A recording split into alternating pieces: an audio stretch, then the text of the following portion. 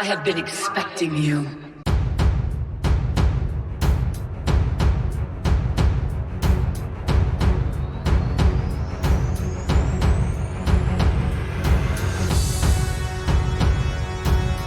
So we are finally in Mortal Kombat 2, finally progressing this story. As I said, in Mortal Kombat 1, it being the very first game, there was no story really whatsoever. And I believe it's due to the fact that originally, like I said in the Johnny Cage video, Mortal Kombat originally was supposed to be a blood sport game. But that fell through, and they went on to create Mortal Kombat as we know it now. You know, they pretty much made it for shits and giggles, pretty much added everything they wanted. For instance, hidden characters like Reptile. They added little mini games in between the fights called Test Your Might, where you pretty much just had to break shit, like wood boards and stuff like that. But what really topped it off is the fact that they added fatalities.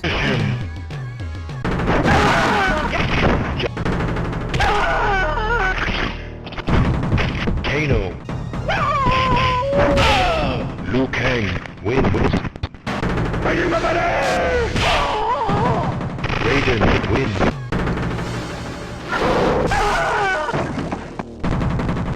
Scorpion wins. Sonya. This put him in the public eye and made him bigger than any other game out there. The story behind the fatality, apparently, was a couple of creators were playing Street Fighter, and in Street Fighter, there's this mechanic that if you get beat up enough, you'll get dizzy, and then your opponent could get some free shots on you. That apparently pissed off the creator of Mortal Kombat, but at the same time inspired him to create the fatality. Instead of getting dizzy in a random point in the match, why not just get dizzy at the end of the match and ultimately reach your demise? So that's pretty much where the fatality came from. But you know, as I said, they pretty much did it for shits and giggles. Never would they have believed the game would be as popular as it became. I mean, the commercial itself made you want this game.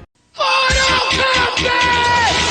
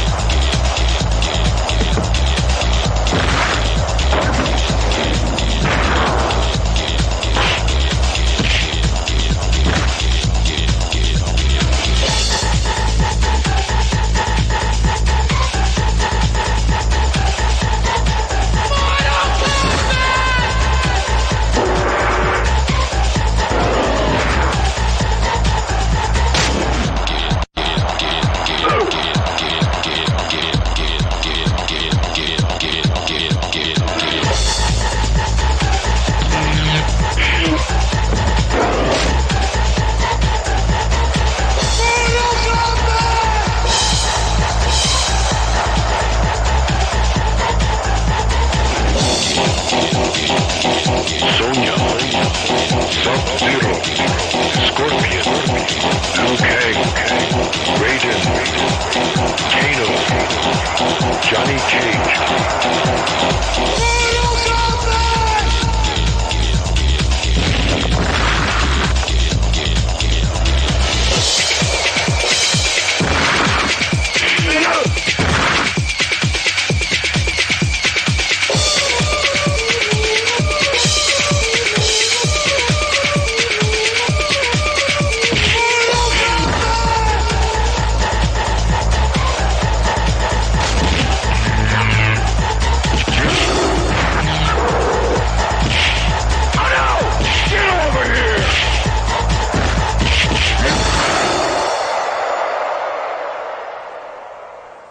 So since it blew up, of course they had to make a sequel.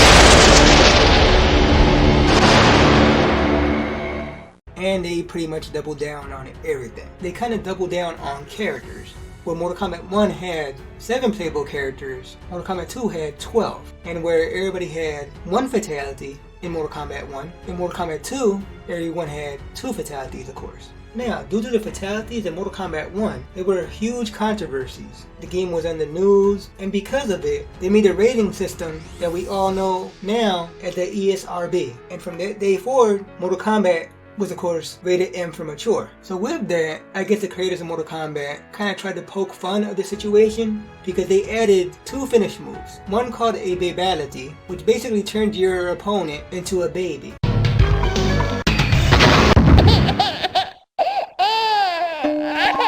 Raiden wins. Flawless victory. The second one was called a friendship, where instead of murdering your opponent, you in turn do something nice for your opponent.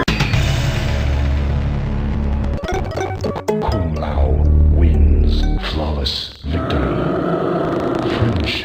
Friendship. Now aesthetically, the game also went through a lot of changes. Gone were the beautiful and colorful stages such as the palace gates and the courtyard. What we got instead were the evil looking wasteland and living forest. Anyhow, with all that said, let's get to the story of Mortal Kombat 2. So Mortal Kombat 2 starts a little after the conclusion of Mortal Kombat 1, after Liu Kang apparently murdered Goro and ultimately defeated Shang Tsung to return the Mortal Kombat tournament back to the Shaolin Temple. What we didn't know is Shang Tsung is not actually the big boss after all. There was actually someone that was actually over him, that being Shao Kahn. Now Shao Kahn is not from Earth. He's actually from another realm called the Outworld. And apparently the whole point that if Shang Tsung had the tournament, it made it possible for Outworld to invade Earthrealm. Shang Tsung ultimately failed this, and Shao Kahn is pissed. You know, he failed, and apparently he also cost Goro his life. So Shao Kahn was gonna execute Shang Tsung, but Shang Tsung begged for his life and told Shao Kahn he had a plan. Basically, lure the Earthrealm warriors to Outworld, make it so they have no choice but to come to Outworld. Shao Kahn agrees to this plan and spares Shang Tsung's life, and actually restores Shang Tsung's youth. So Shang Tsung proceeds with his plan and sends an invitation to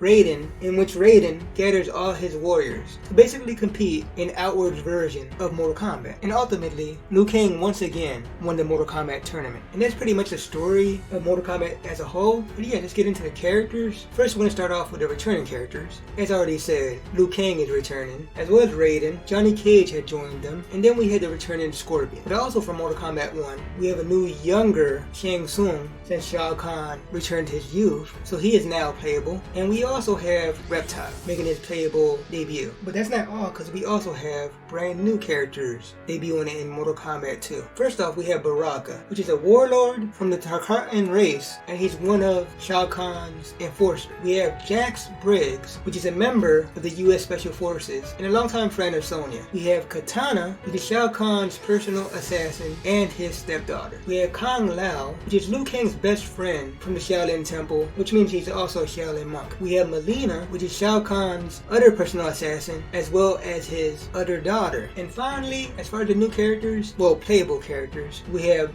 Sub-Zero. You're probably asking, wait, how is Sub-Zero a brand new character? I'll explain that when I get into his story. But yeah, those are all the playable characters. Now what we're dealing with is a brand new sub-boss whose name is Kintaro, which is the same race as Goro, which happens to be a Shokin, not to be confused with Shao Kahn, which is a half dragon, half human, 4-armed beast. What differentiates Goro from Kintaro is the fact that Kintaro has tiger stripes. And finally, we had the big boss himself, Shao Kahn. But yeah, that's pretty much everything in Mortal Kombat 2. I'm gonna be sure to cover each individual character in its own individual video, just like I did for Mortal Kombat 1. But yeah, y'all, if you like this video, be sure to give it a thumbs up, subscribe if you haven't already, and until next time, y'all, peace.